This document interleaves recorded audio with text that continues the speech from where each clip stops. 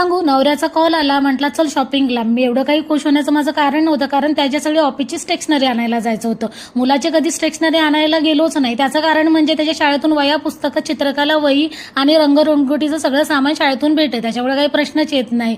आणि हा बघा माझा मुलगा 32च्या 32 दास तुम्हाला दिसणारच नाही, कारण आहेतच नाही. नवऱ्यानं वडा आणला होता, तोच एन्जॉय करत मार्केटला जायला निघालो. गाड्या होत्या कारण सुट्टी होती, आणि मुलाचे स्केच पेन वगैरे म्हणाल तर इथं बर्थडे पार्टीला रिटर्न गिफ्ट म्हणून तेच रंगरंगोटीचं सामान भेटतं, त्याच्यामुळे कधी जायचंच नाही. शॉपमध्ये येऊन पोहोचलो, तिथे त्याला फायलिंग घ्यायची होती. आता ऑफिसची स्टेशनरी म्हणजे काय, पेन, पेन्सिल, मार्कर, पेपर आणि फाईल पाहिजे होत्या. तिथं त्या रेडी नव्हत्या. तो म्हटला मला 5 मिनिटं द्या.